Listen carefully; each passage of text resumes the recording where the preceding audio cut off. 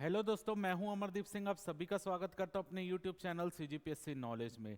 दोस्तों, जो आज सीजीपीएससी प्री का एग्जाम था उसके पेपर वन का सॉल्यूशन यहां पर अब हम करने वाले हैं। और फिर हम ये भी चर्चा करेंगे कि आपका पेपर का लेवल कैसा था, पेपर का कट ऑफ कितना जा सकता है, इन सभी मुद्दों पर चर्चा करने वाले हैं। और उम्मीद कर रहा हूं कि आपका पेपर अच्छा बना होगा, आपने ज़्यादा से ज़्यादा प्रश्न सही बनाए होंगे, ज़्यादा से ज़्यादा क्वेश्चन अटेम्प्ट किए होंगे।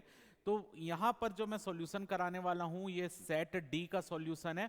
आप अपने सेट के अकॉर्डिंग जो है क्वेश्चन को मैच कर लीजिएगा, ठीक है। फिर अंत में चर्चा करेंगे कि क्या लेवल था और कितना आपका कट ऑफ जा सकता है। चलिए, सबसे पहला क्वेश्चन था, सेट डी है ये पहला क्वेश्चन था। ज्यादा मैं उसमें क्वेश्चन के डीप में चर्चा नहीं करूंगा, सिर्फ आंसर बता रहा हूं। आप भी थके हुए आए होंगे, कभी डिटेल चर्चा हम कभी अलग वीडियो में कर लेंगे। आज केवल इतना देखते हैं क्या आंसर है, क्योंकि आप भी थके होगे तो आप सिर्फ आंसर मिलाए तो ज्यादा बेहतर है।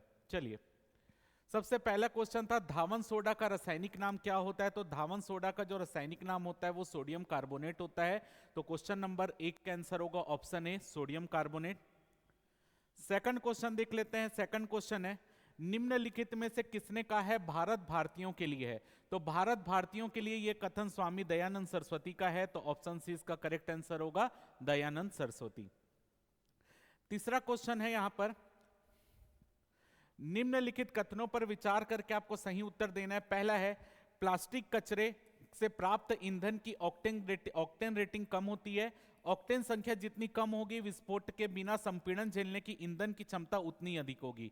तो सबसे पहले, प्लास्टिक कचरे से प्राप्त ईंधन की ऑक्टेन रेटिंग कम होती है, तो बिल्कुल गलत है। प्लास्टिक कचरे से जो प्राप्त ईंधन होता है उसकी ऑक्टेन रेटिंग ज्यादा होती है, कम नहीं होती, ज्यादा होती है। सेकंड है, ऑक्टेन संख्या जितनी कम होगी विस्फोट के बिना संपीड़न झेलने की ईंधन की क्षमता उतनी ही अधिक होगी, यह भी गलत है। ऑक्टेन संख्या जितनी अधिक होगी उतना विस्फोट के बिना संपीड़न झेलने की ईंधन की शक्ति अधिक होती है। तो यहां पर दोनों ही गलत है, तो इसका आंसर होगा ऑप्शन सी, कथन 1 और 2 दोनों सही नहीं है। चलिए, अगला क्वेश्चन देख लेते हैं। अगला क्वेश्चन है, भारतीय संविधान का निम्नलिखित में से कौन सा अनुच्छेद वार्षिक वित्तीय विवरण से संबंधित है। तो अनुच्छेद 112, आर्टिकल नंबर 112 वार्षिक वित्तीय विवरण से संबंधित है। अगला क्वेश्चन है यहां पर, निम्नलिखित में से कौन सा मंदिर वास्तुकला की बेसर शैली का उदाहरण है। तो इसका आंसर है होलेश्वर मंदिर। हाल ही में यूनेस्को के हेरिटेज साइट में भी आया है, तो होलेश्वर मंदिर बेसर शैली का उदाहरण है। चलिए, अगला क्वेश्चन देखते हैं। अगला क्वेश्चन है, संघ और उसके अधिकार क्षेत्र के संबंध में निम्नलिखित कथनों पर विचार करें। भारत 28 राज्यों और 8 संघ शासित प्रदेशों से बना है, बिल्कुल सही है। भारत जो है राज्यों का एक संघ है जो कि एक संपूर्ण प्रभुत्व संपन्न समाजवादी पंथ निरपेक्ष संसदीय व्यवस्था की सरकार वाली लोकतांत्रिक गणराज्य है। तो यह भी सही है, तो इसका आंसर होना चाहिए सी। 1 और 2 दोनों सही है, संसदीय व्यवस्था हमारे यहाँ है और हमारा भारत राज्यों का ही एक संघ है जो एक संपूर्ण प्रभुत्व संपन्न समाजवादी पंथ निरपेक्ष और संसदीय व्यवस्था की लोकतांत्रिक गणराज्य बनाता है। अगला क्वेश्चन देख लेते हैं। एयर इंडिया के माइक्रोसॉफ्ट की एजूर ओपन एआई सेवा द्वारा शक्ति प्राप्त जनरेटिव एआई आभासी एजेंट का क्या नाम है। तो इसका नाम महाराजा है, ए इसका करेक्ट आंसर है। अगला क्वेश्चन है, स्कर्वी एक ऐसी बीमारी है जो किसकी कमी से होता है। तो विटामिन सी की कमी से स्कर्वी रोग होता है। आगे देख लेते हैं।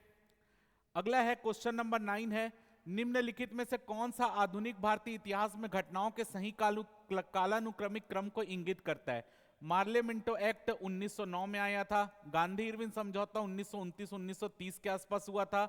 अगस्त प्रस्ताव 1940 में हुआ था। जलियांवाला बाग हत्याकांड 1919 में हुआ था। तो सबसे पहले आएगा आपका मार्ले मिंटो एक्ट, दूसरे में आएगा जलियांवाला बाग, तीसरा आएगा आपका गांधी इरविन और चौथा आएगा अगस्त प्रस्ताव। तो ऑप्शन सी इसका करेक्ट आंसर है, तो इस क्वेश्चन का आंसर होगा ऑप्शन सी। चलिए, अगला क्वेश्चन देख लेते हैं। अगला क्वेश्चन है, जमीन से वायुमंडल के शीर्ष तक हवा के एक स्तंभ में ओजोन की मोटाई को किस रूप में मापा जाता है। तो डॉप्सन इकाई के रूप में मापा जाता है, सी इसका करेक्ट आंसर है। अगला क्वेश्चन देख लेते हैं, क्वेश्चन नंबर 11 जो है सेट डी का, कैबिनेट सचिवालय के संबंध में निम्नलिखित कथनों पर विचार करें और बताना है आपको कौन सा कथन सही है। कैबिनेट सचिवालय प्रत्यक्षता भारत के उपराष्ट्रपति के अधीन कार्य करता है, गलत है। कैबिनेट सचिवालय प्रत्यक्षता जो है भारत के प्रधानमंत्री के अधीन रहकर काम करता है, तो पहला गलत है। सचिवालय का प्रशासनिक प्रमुख कैबिनेट सचिव होता है जो लोक सेवा मंडल का पदेन भी अध्यक्ष होता है, बिल्कुल सही है, तो इस क्वेश्चन का आंसर होगा ऑप्शन बी, केवल 2 सही है। अगला क्वेश्चन देख लेते हैं। अगला क्वेश्चन है, भौतिकी में नोबेल पुरस्कार 2023 प्रदान किया गया है। प्रायोगिक विधि जो पदार्थ में इलेक्ट्रॉन गतिशीलता के अध्ययन के लिए प्रकाश की अटोसेकंड कंपन उत्पन्न करती है। उलझते हुए फोटोन के साथ प्रयोग पृथ्वी की जलवायु, तो इसका आंसर होगा ऑप्शन ए, लाइट वाला जो है ऑप्शन ए, 12 का ए। चलिए अगला क्वेश्चन देखते हैं। रॉलेट सत्याग्रह के संदर्भ में कौन सा कथन सही है? ठीक है, कौन सा सही है? रॉलेट सत्याग्रह ब्रिटिश सरकार के खिलाफ पहला अखिल भारतीय संघर्ष साबित हुआ, हालांकि यह काफी हद तक शहरों तक सीमित था, यह बिल्कुल सही है। रॉलेट एक्ट ने अभिव्यक्ति की स्वतंत्रता जैसे मौलिक अधिकारों पर अंकुश लगाया और पुलिस की शक्तियों को मजबूत किया, यह भी सही है। तो इसका आंसर होगा कथन 1 और कथन 2 दोनों सही है, यानी 13 का आंसर होगा ऑप्शन ए। अगला क्वेश्चन देख लेते हैं। अगला क्वेश्चन है, भारत के सर्वोच्च न्यायालय में सरकार का मुख्य विधिक सलाहकार और इसका प्राथमिक अधिवक्ता कौन होता है? तो सभी को पता है महान्यायवादी होता है। भारत का जो न्याय महान्यायवादी होगा वो होगा। अगला है यहां पर, इसरो द्वारा हाल ही में शुरू किए गए एक्सपोसैट के बारे में निम्नलिखित कथनों पर विचार करें। यह चरम स्थिति में चमकदार खगोलीय एक्सरे स्रोतों की विभिन्न गतियों का अध्ययन करने वाला भारत का पहला समर्पित पोलरिमेट्रिक मिशन है, बिल्कुल सही है। अंतरिक्ष यान पृथ्वी की निचली कक्षा में 2 वैज्ञानिक पेलोड ले गया, बिल्कुल सही है। तो यहां पर आंसर होगा ऑप्शन सी, 1 और 2 दोनों ही सही है इस क्वेश्चन में। अगला क्वेश्चन देखते हैं, हिमालय की सबसे बाहरी श्रृंखला को क्या कहा जाता है? तो हिमालय की सबसे बाहरी श्रृंखला शिवालिक है, ए करेक्ट आंसर है, 16 का ए। अगला क्वेश्चन है, भारत की 12वीं पंचवर्षीय योजना की अवधि क्या थी? तो 2012 से 2017 12वीं पंचवर्षीय योजना, जो अब पंचवर्षीय योजना खत्म हो गई, 2012 से 17 थी। अगला देखते हैं क्वेश्चन नंबर 18, संगीत श्रेणी में किस भारतीय शहर को यूनेस्को क्रिएटिव सिटीज नेटवर्क में जोड़ा गया है? तो संगीत की श्रेणी में जोड़ा गया है ग्वालियर को, तो ऑप्शन सी इसका करेक्ट आंसर है, ग्वालियर को जोड़ा गया है। अगला देखते हैं क्वेश्चन नंबर 19, भारतीय राष्ट्रीय कांग्रेस की स्थापना के बारे में कौन सा कथन सही है? भारतीय राष्ट्रीय कांग्रेस का गठन 1885 में हुआ, सही है। भारतीय राष्ट्रीय कांग्रेस के पहले अध्यक्ष व्योमेश चंद्र बनर्जी थे, ये भी सही है। तो ऑप्शन सी इसका करेक्ट आंसर है, 1 और 2 दोनों सही है। अगला क्वेश्चन देखते हैं, अर्थशास्त्र में 2023 स्वेरिजेस रिक्स बैंक पुरस्कार नोबेल पुरस्कार से किसे सम्मानित किया गया है? तो क्लाउडिया गोल्डिन को सम्मानित किया गया है, अर्थशास्त्र का नोबेल पुरस्कार। अगला देखते हैं यहां पर, माजुली विश्व का सबसे बड़ा आबाद नदी द्वीप है, जिसका निर्माण किसके द्वारा हुआ है? तो ब्रह्मपुत्र नदी के, असम में माजुली द्वीप ब्रह्मपुत्र नदी में। अगला है, निम्न में से कौन सी नास्तिक विचारधारा है? तो नास्तिक विचारधारा है बौद्ध, क्योंकि आपको पता है कि यहां पर दर्शन को 2 भागों में बांटते हैं, भारतीय दर्शन को नास्तिक दर्शन, आस्तिक दर्शन। तो बौद्ध, जैन और चारवाक जो है नास्तिक दर्शन में आता है, डी इसका करेक्ट आंसर है। अगला क्वेश्चन है क्वेश्चन नंबर 23,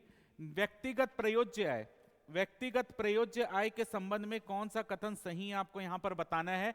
यानी जो फॉर्मूला दिया गया, पीडीआई बराबर व्यक्तिगत आय माइनस व्यक्तिगत कर भुगतान, पीडीआई बराबर व्यक्तिगत आय माइनस व्यक्तिगत कर भुगतान माइनस कैर कर भुगतान, पीडीआई बराबर व्यक्तिगत आय माइनस कैर कर भुगतान। तो इसका आंसर होगा ए, पीडीआई बराबर व्यक्तिगत आय माइनस व्यक्तिगत कर भुगतान को घटा देते तो उसके बाद जितने यूज करने वाली इनकम होती वो आ जाता है। तो ए इसका करेक्ट आंसर होगा। अगला है क्वेश्चन नंबर 24, भारत का संविधान कब लागू हुआ है? तो 26 जनवरी 1950 को भारत का संविधान लागू हुआ है। बना कब था? 26 नवंबर 1949 को। लागू कब हुआ है? 26 जनवरी 1950 से। अगला है, काट कर जलाने वाली कृषि जिसे झूम कृषि कहते हैं, ये कहां पर होती है? तो भारत के उत्तर पूर्वी राज्य यानी नॉर्थ ईस्ट स्टेट में झूम कृषि होती है। हमारे यहां भी होती है, लेकिन ऑप्शन के हिसाब से नॉर्थ ईस्ट क्षेत्र में झूम कृषि होती है। अगला है यहां पर, फातिमा बीवी जिनका हाल ही में निधन हो गया, वह भारत की पहली महिला है किस चीज में? तो सर्वोच्च न्यायालय की प्रथम महिला न्यायाधीश रही है। तो सर्वोच्च न्यायालय की प्रथम महिला न्यायाधीश फातिमा बीवी। आगे देखते हैं, भारत छोड़ो आंदोलन वर्ष कब शुरू हुआ था? तो भारत छोड़ो आंदोलन 1942 में हुआ था। अगला यहां पर, जहरीली गैसों को खत्म करने के लिए उत्प्रेरक रूपांतरणों में निम्नलिखित में से किस धातु का उपयोग उत्प्रेरक के रूप में किया जाता है? तो रोडियम का किया जाता है, रोडियम इसका करेक्ट आंसर है, ऑप्शन सी। अगला क्वेश्चन देखते हैं, ग्रेफाइट और हीरा निम्नलिखित में से किसके परमाणु से बने हैं? तो कार्बन के अपरूप होते हैं, कार्बन के परमाणु से, 20 का करेक्ट आंसर है। अगला है, शासक राजवंश संगम सुलु तुलु किससे संबंधित है? तो विजयनगर साम्राज्य से संबंधित है संगम सुलु तुलु अरविदु, सी इसका करेक्ट आंसर है। अगला है जैन दर्शन के संबंध में निम्नलिखित कथनों पर विचार करें। जैन दर्शन दो मुख्य सिद्धांतों के इर्द गिर्द घूमता अर्थात अनेकांतवाद और स्यादवाद। अनेकांतवाद के अनुसार प्रत्येक प्राणी में कई गुण होते हैं, वह स्थायी गुण जो किसी वस्तु की प्रकृति का निर्माण करते हैं गुण कहलाता है। सी इसका करेक्ट आंसर होना चाहिए। सी इसका 1 और 2 दोनों सही है। अगला देखते हैं निम्नलिखित में से निम्नलिखित कथनों पर विचार करके आपको बताना है कि कौन सा कथन सही है। पृथ्वी की सतह पराबैंगनी विकिरण के रूप में ऊष्मा को पुनः उत्सर्जित करती, गलत है। पराबैंगनी विकिरण नहीं, अवरक्त विकिरण। पृथ्वी की सतह अवरक्त विकिरणों के रूप में ऊष्मा को पुनः उत्सर्जित करती, पहला गलत है। बादल और गैसें आने वाले सौर विकिरण का लगभग 1/4 को प्रतिबंधित करते, बिल्कुल सही है। तो यहां पर आंसर होगा बी, केवल कथन 2 सही है। अगला क्वेश्चन देखते हैं। गरबा नृत्य जिसे यूनेस्को की मानवता की अमूर्त सांस्कृतिक विरासत की सूची में शामिल किया किस राज्य से संबंधित है? तो गुजरात से गरबा। अगला क्वेश्चन देख लेते हैं। हाँ, अगला क्वेश्चन है नाम मात्र की जीडीपी है। जीडीपी का मूल्यांकन विनिमय दर पर किया जाता है, जीडीपी का मूल्यांकन मौजूदा बाजार कीमतों पर किया जाता है। 20 का करेक्ट आंसर है। नाम मात्र की जीडीपी, जिसमें जीडीपी का मूल्यांकन बाजार कीमतों में किया जाता है, उसको बोलते हैं नाम मात्र की जीडीपी। अगला क्वेश्चन है भारत के उपराष्ट्रपति के संदर्भ में कौन सा कथन सही है? यह राज्यसभा का पदेन अध्यक्ष होता है, सही है। वह संसद के दोनों सदनों के सदस्यों से बने एक निर्वाचक मंडल के सदस्यों द्वारा चुना जाता है, बिल्कुल सही है। सी इसका करेक्ट आंसर है। 1 और 2 दोनों सही है। अगला क्वेश्चन देख लेते हैं। पानीपत का तीसरा युद्ध कब हुआ था? तो 1761 में पानीपत का तीसरा युद्ध हुआ था, 1761 में। अगला क्वेश्चन देख लेते हैं। निम्नलिखित कथनों पर विचार करें और नीचे दिए गए सही विकल्प को चुनें। पानी में बड़ी मात्रा में पोषक तत्व की उपस्थिति प्लवन शैवाल की अत्यधिक वृद्धि का कारण बनती है, जिसे शैवाल प्रस्फुटन कहते हैं, बिल्कुल सही है। शैवाल प्रस्फुटन पानी की गुणवत्ता और मछली मृत्यु दर में गिरावट का कारण बनता है, बिल्कुल गलत है। शैवाल प्रस्फुटन से कभी कभी पानी की गुणवत्ता तो अच्छी हो जाती है, लेकिन जब इसमें क्या होता है, शैवाल प्रस्फुटन से ऑक्सीजन की कमी होने लगती है पानी में, और ऑक्सीजन की कमी के कारण मछलियों की मृत्यु होने लगती है। यानी मछलियों की मृत्यु दर में गिरावट नहीं, मछलियों की मृत्यु दर में अधिकता आ जाती, बढ़ जाती है। तो इसलिए दूसरा गलत है। आंसर होगा केवल 1 सही है। अगला क्वेश्चन देख लेते हैं।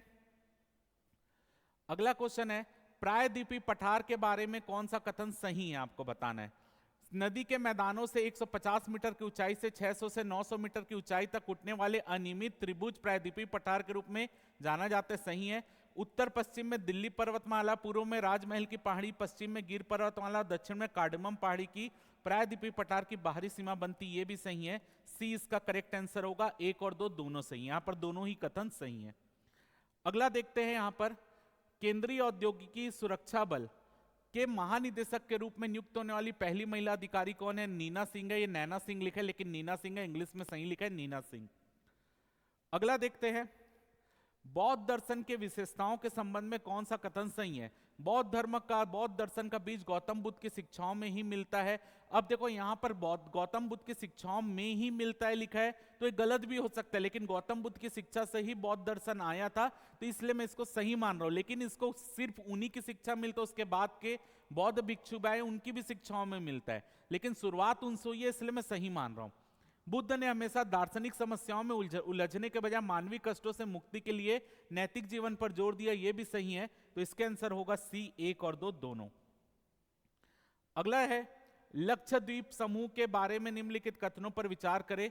द्वीपों का यह समूह छोटे मूंगा द्वीपों से बना है, सही है। पहले इन्हें लेकाडीव, मिनिकॉय या अमीदीवी के नाम से जाना जाता था, बिल्कुल सही है। तमिलनाडु के कोरोमंडल तट के निकट स्थित द्वीप समूह है, तो ये आपके केरल के जो मालाबार तट है उससे निकट पड़ता है, ना कि कोरोमंडल। तो ये केरल के मालाबार से निकट पड़ता है, तो आपका ये गलत है, तो इसका आंसर होगा बी, 1 और 2। चलिए अगला क्वेश्चन देखते हैं। जापान ओपन 2023 पुरुष एकल का खिताब किस बैडमिंटन खिलाड़ी ने जीता है? तो विक्टर ने जीता है, सी इसका करेक्ट आंसर होगा। आगे देख लेते हैं।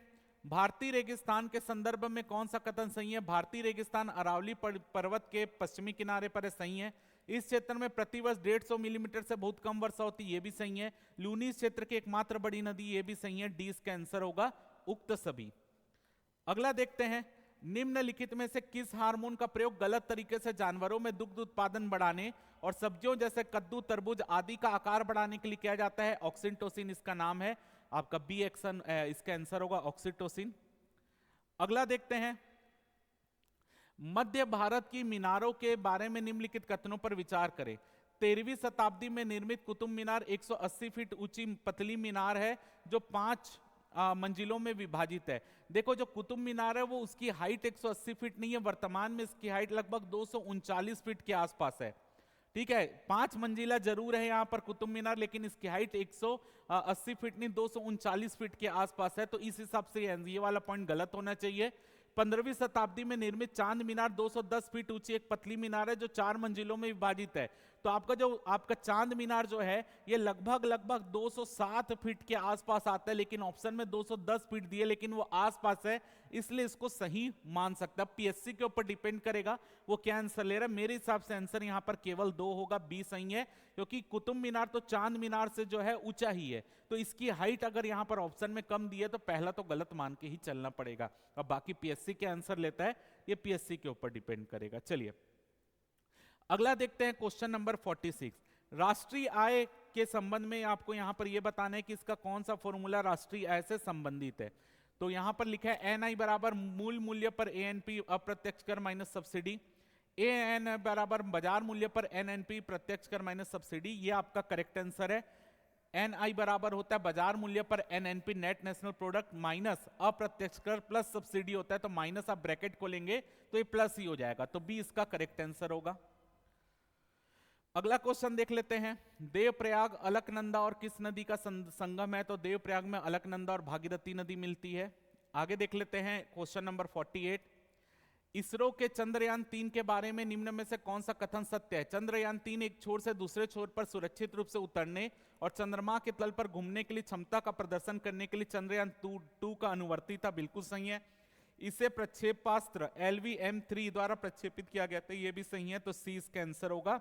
1 और 2 दोनों सही हैं।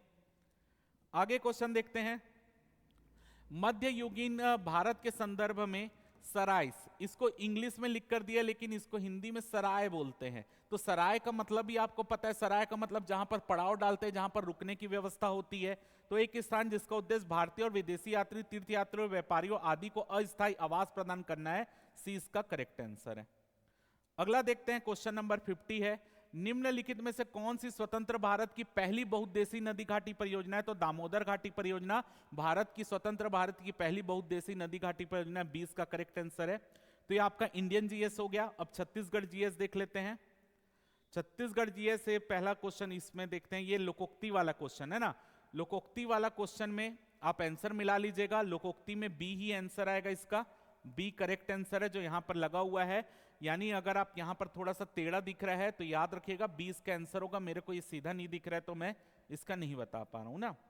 चलो अब आगे देखते हैं, गोदावरी नदी सबरी नदी का जल ग्रहण क्षेत्र छत्तीसगढ़ के किस विभाग में आता है? तो दंडकारण्य में आता है, डी इसका आंसर है।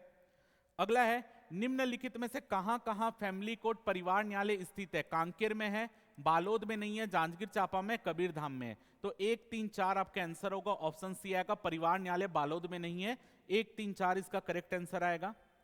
अगला क्वेश्चन देख लेते हैं, आपको आभूषण से मैच करना है। तो अगर आपको पता है एठी कहां पर पहनते हैं, कलाई में पहनते हैं, सी का 1 देखो, सी का 1 एक ही ऑप्शन में, यानी ए इसका करेक्ट आंसर होगा। अगर आपको एठी भी पता था तो आपका ये क्वेश्चन बन जाता।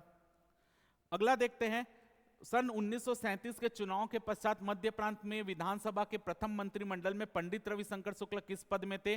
शिक्षा मंत्री बने थे, बाद में वो मुख्यमंत्री बने थे, पहले शिक्षा मंत्री थे नारायण भास्कर खरे का मंत्रिमंडल में, डी आंसर होगा। अगला देखते हैं, निम्न में से कौन सा वाद्य यंत्र को सुम्मिलित करना है? तो तत्वाद्य यंत्र यानी तंतुवाद्य यंत्र जिसमें तार रहता है, तो धनकुल, ए का 4 हो जाएगा आपका। फिर अगर आप देखोगे सुशिर वाद्य यंत्र जो फूक मारकर बजाते हैं वो आएगा चिटकुल, यानी आपका सुशिर वाद्य यंत्र में आपका आएगा करनाल। आपका डी से 2 हो जाएगा। तो इसी से अगर मैं मैच करूं तो ए का 4 यहां पर दिख रहा है, डी का 2 केवल यहां पर दिख रहा है। अगर बाकी बच्चे को भी मैं मैच कर लेता हूं यहां पर, तो बाकी बचा तो वितत का मतलब क्या होता है? वितत का मतलब होता है अवनद वाद्य यंत्र। अवनत कौन सा है? तासा है, तो बी का 3 हो जाएगा और सी का 1 हो जाएगा, यानी आपका घन वाद्य यंत्र आ जाएगा। चिटकुल, तो आपका आंसर क्या हो जाएगा? ऑप्शन बी, यानी वाद्य यंत्र वाले क्वेश्चन का आंसर है ऑप्शन बी। अगला क्वेश्चन देखते हैं, मुड़िया जनजाति में मृत्यु के अवसर पर बुजुर्गों द्वारा गाया जाने वाला गीत कौन सा है? तो घोटुल पाटा गीत, जो बुजुर्गों के द्वारा गाया जाता है मृत्यु होने पर। अगला क्वेश्चन देख लेते हैं यहाँ पर, क्षेत्रफल की दृष्टि से छत्तीसगढ़ का सबसे छोटा जिला कौन सा है? तो क्षेत्रफल की दृष्टि से जितने ऑप्शन दिए उसमें दुर्ग जिला सबसे छोटा है, तो 20 का आंसर होना चाहिए। अगला क्वेश्चन है, बस्तर की लोक संस्कृति में विवाह मांडो मंडप पर मंगरोहन खाम गाड़ने के लिए निम्नलिखित में से किस लकड़ी का प्रयोग किया जाता है? तो महुआ की लकड़ी का प्रयोग किया जाता है, ए आंसर होगा। अगला देख लेते हैं, आदिवासी संगीत नामक पुस्तक के लेखक कौन है? तो डॉक्टर हीरालाल शुक्ल है। आदिवासी संगीत, संस्कृति और नृत्य, ये उनकी बुक का नाम है, डॉक्टर हीरालाल शुक्ल इसका आंसर है। आगे क्वेश्चन देखते हैं, ये भी टेढ़ा हो गया है। इसमें सबसे पहले ये क्वेश्चन देख लेते हैं, छत्तीसगढ़ राज्य कितने राज्यों की सीमा को छूता है? तो छत्तीसगढ़ राज्य 7 राज्यों की सीमा को छूता है। आप 61 का आंसर होगा 7। यहां पर आपका आंसर है जो पंचायत का मिलाप करना है, तो अगर मेरे को इतना पता होता कि परिभाषा धारा नंबर 2 में ही होती है, हर अधिनियम की 90% परिभाषा धारा नंबर 2 में होती है, तो बी का 1 और बी का 1 अगर मैं देखूं तो एक ही ऑप्शन में है और यहां से आंसर आपका बी बन जा रहा था, यानी 62 का आंसर होता है ऑप्शन बी। चलिए अगला क्वेश्चन देखते हैं। अगला क्वेश्चन है, सिरपुर के पांडुवंशी शासक महाश्रीगुप्त बलार्जुन के अभिलेखों में निम्नलिखित कवि अथवा प्रशस्तिकार का नाम नहीं है। यहां पर कई बच्चे ये सोच के मार के आएंगे कि यहां पर पूछा होगा क्या नाम है, तो वो ईशान मार देते हैं, तो याद रखना नहीं है पूछा है। और इसका ऑप्शन मेरे को आंसर कहीं मिला नहीं, मैंने ढूंढने की कोशिश भी की लेकिन मैंने कभी पढ़ा नहीं है। लेकिन एक चीज मैंने पढ़ा था कि जो आपके तीवर देव थे, तीवर देव के जो कवि थे उनका नाम था भास्कर भट्ट, यानी तीवर देव के जो कवि थे उनका नाम था भास्कर भट्ट। तो तीवर देव के बाद तो कितने सारे शासक आए, हर्षचंद्रगुप्त, हर्षगुप्त, आपके महाश्रीगुप्त बलार्जुन फिर आए, तो मेरे हिसाब से यहां पर आंसर इसका भास्कर हो सकता है, लेकिन मैं कंफर्म नहीं हूं। भास्कर भट्ट का उल्लेख तीवर देव के अभिलेखों में मिलता है क्योंकि वो तीवर देव के राजश्रेय कवि थे, इसलिए मैं इसका आंसर ऑप्शन डी बोल रहा हूं, लेकिन मैं कंफर्म नहीं हूं। ये पीएससी आपका आंसर लेगा उसके ऊपर ये डिसाइड होगा, पर मेरे हिसाब से ऑप्शन डी भास्कर इसका करेक्ट आंसर होना चाहिए। अगला क्वेश्चन देखते हैं, छत्तीसगढ़ पंचायती राज अधिनियम 1993 के बारे में कौन सा कथन सही है? इस पर राज्यपाल की सहमति 24 जनवरी 1994 को प्राप्त हुई, सही है। 26 जनवरी 1994 को मध्य प्रदेश राजपत्र में ये पहली बार प्रकाशित हुआ, गलत है। 26 जनवरी को नहीं, ये 25 जनवरी को प्रकाशित हुआ था। भारत गणराज्य के 44वें वर्ष, सही है। अध्याय 1 ये सही है, तो 1, 3, 4 इसका करेक्ट आंसर होगा। ऑप्शन सी इस क्वेश्चन का करेक्ट आंसर है, याद रखिएगा। अगला क्वेश्चन देख लेते हैं। अगला क्वेश्चन है यहां पर, बस्तर के काकती वंश के संस्थापक कौन है? तो काकती वंश के संस्थापक अन्नमदेव को माना जाता है, सी इसका करेक्ट आंसर है। अगला क्वेश्चन है, बस्तर के कृषि पर आधारित लोक उत्सव को कृषि कार्य से सम्मिलित कीजिए। तो कार्य पंडुम जो होता है ये वृक्ष काटने या जलाने का पर्व होता है, तो ए का 3 अगर मैं देखूंगा तो एक ही ऑप्शन में ए का 3 मिला है, ए इसका करेक्ट आंसर है। कार्य पंडुम जो होता है वृक्ष काटने व जलाने का पर्व होता है। आपका जो पच्चीक पंडुम जो होता है ये 82 पर्व होता है, सी का 2 होता है, तो ये आप इससे मैच कर सकते हो, ए इसका करेक्ट आंसर आएगा। अगला क्वेश्चन देख लेते हैं, निम्नलिखित कथनों को पढ़िए और सही विकल्प को चुनिए। वर्तमान में सही विकल्प को चुनिए और यहां पर आपसे पूछा है, वर्तमान में प्रदेश के सभी सिंचाई स्रोतों से लगभग 49% से अधिक क्षेत्र में सिंचाई सुविधा उपलब्ध है, गलत है। लगभग 36% से ज्यादा क्षेत्रों में सिंचाई सुविधा उपलब्ध है, पहला कथन गलत है। शाकंभरी योजना लघु सीमांत कृषकों के सिंचाई के ऊपर पंप स्थापना के लिए की है, बिल्कुल सही है। तो अगर मैं इससे देखूं तो कथन 3 मेरे को नहीं भी पता है, तो कथन 1 तो गलत है, तो कथन 1 यानी ए इसका आंसर नहीं हो सकता, सी इसका आंसर नहीं हो सकता। अब आगे देखो तो दूसरा पॉइंट सही है, यानी यहां पर दूसरा बोला है सभी गलत है, तो ये भी नहीं हो सकता, तो बचा क्या? Option D. केवल कथन 1 गलत है, यानी ये वाला गलत है, बाकी ये दोनों सही है, तो इसका आंसर होगा ऑप्शन डी, केवल 1 गलत है। अगला क्वेश्चन देख लेते हैं, क्वेश्चन नंबर 670। यहां पर कटा है, यहां पे कुछ कटा तो नहीं है, ये कटा है, अच्छा यहां पर है, IACP अंतरराष्ट्रीय पुरस्कार प्राप्त करने वाली छत्तीसगढ़ की पहली महिला IPS कौन है? तो भावना गुप्ता है, डी इसका करेक्ट आंसर है, भावना गुप्ता। अगला क्वेश्चन देखते हैं, छत्तीसगढ़ के निम्न जिलों को उनकी घोषणा के अनुसार आरोही क्रम में जमाओ। तो देखो यहां पर अगर आप सरगुजा और बस्तर देखोगे तो सरगुजा और बस्तर दोनों ही 1948 में बने, लेकिन घोषणा जो है वो बस्तर की पहले हुई थी, सरगुजा की बाद में हुई है। तो इस हिसाब से इसका आंसर सी होना चाहिए, बिलासपुर, बस्तर, सरगुजा और दुर्ग। अब बाकी पीएससी क्या लेगा, पीएससी के ऊपर है, लेकिन सी इसका करेक्ट आंसर होना चाहिए। आगे देखते हैं, बाबू रेवाराम के अनुसार रायपुर के निम्न कलचुरी शासकों को उनके क्रम से जमाइए। तो सबसे पहले अगर इनको क्रम से जमाना है तो सबसे पहले आएंगे मान सिंह देव, यानी 4 आएगा, 4 के बाद आएंगे चामुंडा, 1 आएगा, 1 के बाद आएंगे जैत सिंह और आखिरी में आएंगे सोमदत्त। तो 4 1 3 2 कहां पे दिया है, 4 1 3 2 ऑप्शन बी में दिया है, 20 क्वेश्चन का करेक्ट आंसर होगा। आगे देखते हैं अगला क्वेश्चन, गढ़वा बाजा के प्रमुख वाद्य यंत्रों के नाम बताइए। तो गढ़वा बाजा में झांझ होता है, नगाड़ा होता है, मोहरी होता है। ए बी सी इसका करेक्ट आंसर होगा, option D A B C. तो झांझ, नगाड़ा, मोहरी, तो ए बी सी इसका करेक्ट आंसर है। आगे देखते हैं, बिलासपुर हाई कोर्ट के प्रथम मुख्य न्यायाधीश कौन थे। तो बिलासपुर हाई कोर्ट के जो प्रथम मुख्य न्यायाधीश WS शशांक, 72 का ए होगा। आगे देखते हैं, आर्थिक सर्वेक्षण 2022-23 के अनुसार प्रदेश का वन क्षेत्रफल कितना है। तो 59,772 वर्ग किलोमीटर, 73 का होगा बी। अगला क्वेश्चन देख लेते हैं, जननांकी लाभांश के स्थिति में छत्तीसगढ़ में किस आयु वर्ग की बहुलता है। तो 15 से 64 वर्ष, 20 का करेक्ट आंसर होगा। अगला देखते हैं, निम्न में से किस जिले में लिंगानुपात में महिलाओं की संख्या सर्वाधिक है। तो कोंडागांव, 20 का करेक्ट आंसर होगा, कोंडागांव में लिंगानुपात सर्वाधिक है। अगला क्वेश्चन देखते हैं, 2011 की जनगणना के अनुसार छत्तीसगढ़ राज्य में कितने जिलों में अनुसूचित जनजाति की संख्या 25% से अधिक है। तो इसके जितने भी सोर्स है इसमें जिले की संख्या 19 आ रही है। 27 जिलों के हिसाब से जिलों की संख्या 19 आ रही है, जिसमें एसटी की जनसंख्या 25% से ज्यादा। लेकिन अब पीएससी के आंसर लेगा, ये क्वेश्चन डिलीट हो सकता है, तो यहां पर मैं इसको डिलीट यहां पर लिख दे रहा हूं, डिलीट हो सकता है, क्योंकि 19 जिले ऐसे हैं जहां की जनसंख्या, एसटी की जनसंख्या 25% से ज्यादा 27 जिलों के हिसाब से। चलिए अगला क्वेश्चन देखते हैं, छत्तीसगढ़ राज्य के प्रथम राज्यपाल कौन थे। तो प्रथम राज्यपाल दिनेश नंदन साहे थे, दिनेश नंदन साहे, DN साहे, ए इसका करेक्ट आंसर है।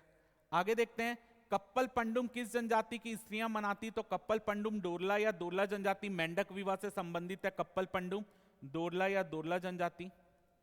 आगे देखते हैं, छत्तीसगढ़ में रोका छेका अभियान 2023 शुरू किया गया था 6 जुलाई से, डी इसका करेक्ट आंसर होगा, 6 जुलाई से स्टार्ट हुआ था। आगे क्वेश्चन देख लेते हैं, छत्तीसगढ़ में उद्योगों के स्थानीकरण के हिसाब से सम्मिलित कीजिए। तो आपको जूट उद्योग पता होगा, जूट उद्योग रायगढ़, तो बी का 4 मिला लीजिए, तो बी का 4 आपको एक ही ऑप्शन में दिखेगा, तो ए इसका करेक्ट आंसर हो गया। बाकी अगर आपको नहीं भी पता तो आप इसको मैच कर सकते थे। आगे देखते हैं, छत्तीसगढ़ में भूतापी ऊर्जा संयंत्र कहां प्रस्तावित है। बलरामपुर के तातापानी में, बी इसका करेक्ट आंसर है। आगे देखते हैं, ये टेढ़ा हो गया है, इसको थोड़ा सा मैं क्वेश्चन अपने इस बुकलेट में देख ले रहा हूं, थोड़ा सा टेढ़ा हो गया, तो यहाँ पे क्वेश्चन देखने में दिक्कत होगा। तो क्वेश्चन इसका आंसर 82 का ऑप्शन आएगा सी, 82 का आंसर आएगा ऑप्शन सी। तो अगर आप देखेंगे तो यहाँ पर मैं बता दे रहा हूं, स्थायी समिति के सदस्यों की अवधि, स्थायी समिति के सदस्यों की अवधि आएगी धारा नंबर 4 में।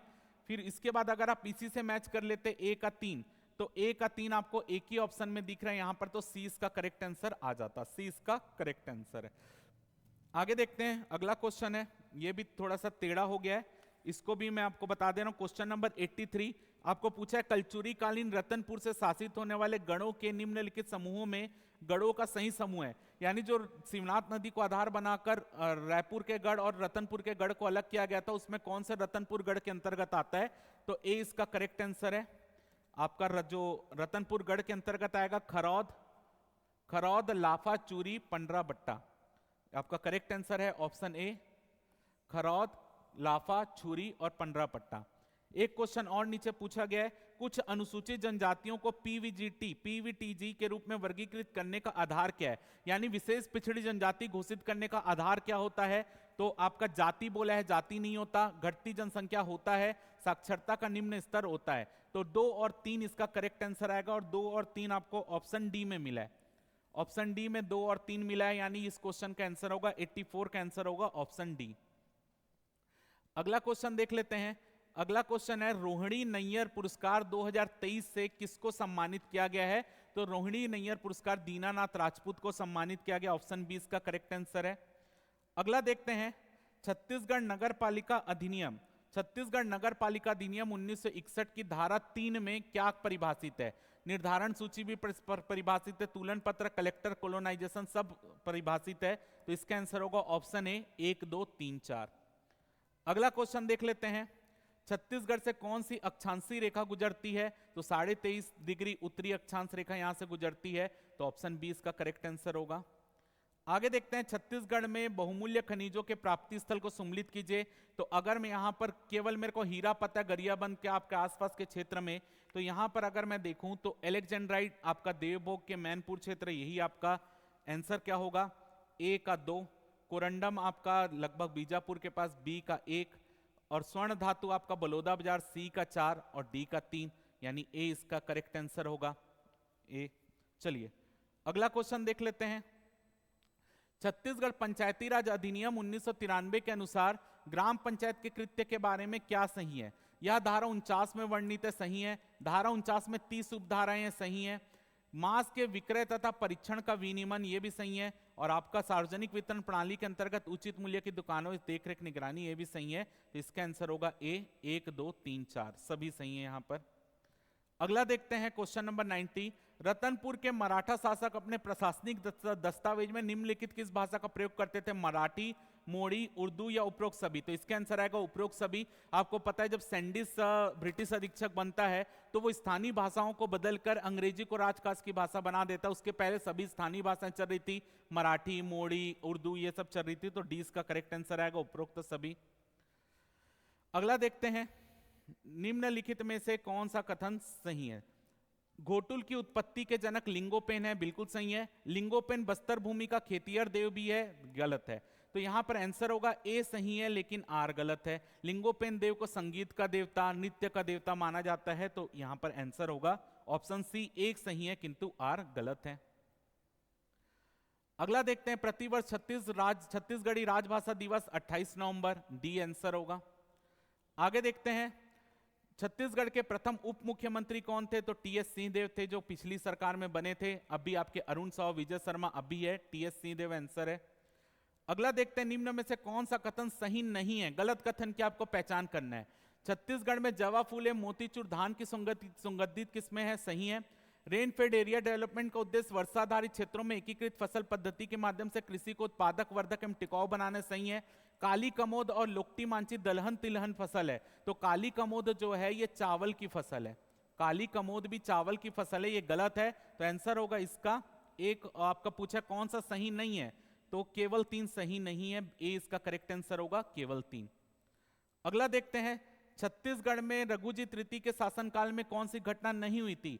तो फॉरेस्टर का आगमन, महिपत और दिनकर जब आपके सूबेदार थे तब फॉरेस्टर आए थे, डी इसका करेक्ट आंसर है। आगे देखते हैं, छत्तीसगढ़ में निम्नलिखित हल्बी के प्रथम साहित्यकार कौन है? तो हल्बी के प्रथम साहित्यकार है ठाकुर पूरन सिंह, बी इसका करेक्ट आंसर है। छत्तीसगढ़ में निम्नलिखित में से किस वृक्ष से लाख प्राप्त नहीं होता? तो पारिजात के वृक्ष से लाख प्राप्त नहीं होता, पलाश, कुसुम और बेर से प्राप्त होता है। क्वेश्चन नंबर 98 है, software technology parks of India centre निम्नलिखित में से कहां पे है? तो भिलाई में है, 20 का करेक्ट आंसर है। अगला क्वेश्चन देखते हैं, छत्तीसगढ़ पंचायती राज अधिनियम 1993 के अनुसार प्रत्येक पंचायत की एक निधि होगी, कौन सी धारा में? धारा नंबर 66 में इसको बताया गया है। और आखिरी छत्तीसगढ़ ब्रिटिश के जो प्रशासक है उसको मिलाने के लिए बोला गया है। तो सबसे पहले आएंगे एडमंड के बाद आएंगे एगन्यू, 4 के बाद 2, फिर आएंगे सैंडिस और आखिरी में क्राफर्ड। 4 2 3 1 और 4 2 3 1 ऑप्शन सी में है, तो ये आपका आंसर हुआ। तो ये आपका पूरा 100 क्वेश्चन का मैंने आंसर आपको यहाँ पर बताया है। कुछ क्वेश्चन डाउट संदेह में है, उसका मैंने छोड़ा है, जो मैंने आपको बताया कि वो संदेह में है, उसका आंसर पीएससी ज्यादा बेहतर देगा कि आपको क्या आंसर माने को, पीएससी के ऊपर डिपेंड करता है। अगर मैं बात करूं पेपर की लेवल की, तो पेपर अगर मैं बोलूं तो एवरेज लेवल का पेपर था, लेकिन हमको घर आकर लगता है या उस समय बनाते हुए क्या लगता है, जब हमारे से 30-40 क्वेश्चन सरल दिख जाते हैं तो हमको लगता है कि पेपर बहुत सरल है। लेकिन जब आप अपने आंसर मैच करोगे तो आपको उसमें भी कई क्वेश्चन के आंसर आपको गलत लगेंगे, आपने गलत मारे होंगे। तो पेपर ऐसा नहीं था कि बहुत सरल था, मॉडरेट लेवल का पेपर था, ज्यादा सरल भी नहीं था, ज्यादा कठिन भी नहीं था, एवरेज पेपर था। तो एवरेज पेपर में अगर जो पीएससी के पहले एवरेज पेपर भी हुए हैं, तो अगर आप देखोगे जो पिछली बार एकदम ज्यादा कठिन पेपर था तो आपका 90 नंबर के आसपास जनरल कैटेगरी का कट ऑफ गया था। अब पेपर का लेवल पिछले बार के मुकाबले तो सरल पेपर था, ये मैं झूठ नहीं बोलूंगा कि सरल नहीं था, पिछले बार के मुकाबले सरल पेपर था। और आसानी से 50 से 55-60 क्वेश्चन ऐसे थे जो आसानी से बन रहे थे। थोड़े क्वेश्चन जो कुट वाले थे वही क्वेश्चन में थोड़ा सा आप बिदक सकते थे, थोड़ा गुमराह हो सकते थे, बाकी पेपर का लेवल ऑन एन एवरेज था। तो मेरे हिसाब से अब कई क्वेश्चन गलत सही वाले भी हम क्या करते हैं, सरल वाले भी गलत मार देते हैं। लेकिन ऐसा अगर मैं देखूं तो मेरे हिसाब से कट ऑफ आपका जनरल कैटेगरी का 115 नंबर के आसपास जाना चाहिए। 2-3 नंबर आप प्लस माइनस कर लीजिए, उतना आसपास कट ऑफ जाएगा। उसके बाद आपका ओबीसी जो है 1-2 नंबर कम कर लीजिए, उतना ओबीसी जाएगा। फिर उसमें से 5 नंबर कम कर लीजिए, उतना एससी जाएगा। उससे फिर 5 नंबर कम एसटी जाएगा। लेकिन ऐसा अगर आप सोच रहे हैं कि 100 से नीचे कट ऑफ होगा, तो मेरे हिसाब से नहीं होगा। 100 से नीचे का कट ऑफ जनरल कैटेगरी के लिए या ओबीसी कैटेगरी के लिए अच्छा कट ऑफ जाएगा। जब 2018-19 का पेपर थोड़ा सा सरल आया था तो कट ऑफ 120-22 नंबर तक पहुंच गया था। तो उसी लेवल का पेपर है, उससे ज्यादा ना कठिन है ना उससे ज्यादा सरल है, तो उसी लेवल का है। तो 115-20 नंबर या 125 नंबर जिसका आ रहा है वो तो सेफ जोन में है। उसके नीचे 115 के नीचे वाले जो हैं, आप बॉर्डर में हो कि 2-3 नंबर अगर ऊपर नीचे हुआ तो आप फंस सकते हो। तो मेरा अनुमान है, हो सकता है कि मेरा अनुमान गलत निकले, ये मैंने अपने अनुमान से बताया आपको। तो आप अगर आपका इतने नंबर के आसपास आ रहा है, यानी अगर आप 100 प्लस, आप एक राउंड फिगर में लीजिए, अगर आपका नंबर 100 प्लस आ रहा है तो आपको 100% जो है आपको मेंस की तैयारी चालू कर देना चाहिए। जून में पेपर है, अभी टाइम है 3-4 महीने का। आप अगर 100 प्लस नंबर आ रहा है तो आप 100% तैयारी चालू कीजिए। मैं जनरल कैटेगरी और ओबीसी के लिए बोल रहा हूँ ना। अगर एससी एसटी में अगर आपका 90 नंबर से ऊपर आ रहा है तो आप आराम से जो है उसकी तैयारी कीजिए, आप 100% सेलेक्टेड रहेंगे। तो आपका लगभग मॉडरेट लेवल का पेपर है। तो बाकी कट ऑफ कितना जाएगा, आप जितने ज़्यादा रुझान आएंगे उसके हिसाब से पता चलेगा। बाकी अनुमान के हिसाब से 115 नंबर के आसपास जाना चाहिए जनरल कैटेगरी का। ठीक है, तो चलिए। कई बच्चे बोलेंगे, देखना कई बच्चे क्या बोलते हैं, 115 तो नहीं जाएगा, 125 जाएगा, 130 जाएगा, 140 जाएगा। लेकिन जब एक्चुअल में नंबर आता है, एक्चुअल में गलतियां निकलती हैं, पीएससी के आंसर कुछ गलत निकलते हैं, कुछ चेंज होते हैं, तो उस हिसाब से कट ऑफ घूम फिर के उतना ही आ जाता है ना। तो 100, अगर आप 100 के ऊपर हैं तो आप तैयारी चालू कर दीजिए। बाकी किस्मत की बात है, 1-2 नंबर 3 नंबर में ऊपर नीचे हो जाता है, लेकिन कोई घबराने की बात नहीं। अगर नंबर कम भी आ रहा है तब भी आप तैयारी कीजिए, आपको आगे तो काम आएगा ही ना। अगर आप पीएससी ही देना चाह रहे हैं तो आपको आगे तो ये सब काम आएगा ही। तो पढ़ने में कोताही मत बरतिएगा, आज आराम कीजिएगा, कल वापस खड़े होकर वापस पढ़ाई करना स्टार्ट कीजिएगा। तो बाकी पेपर 1 का सॉल्यूशन तो हो गया, बाकी पेपर 2 का सॉल्यूशन भी आज आपको मिल जाएगा। तो चलिए मिलते हैं अगली क्लास में, और मेरे को पूरी उम्मीद है कि आपका नंबर अच्छा आ रहा होगा। Best of luck, all the best. आगे भी ऐसे ही निरंतर प्रयास करते रहिए और आपको सक्सेस जरूर मिलेगा। धन्यवाद।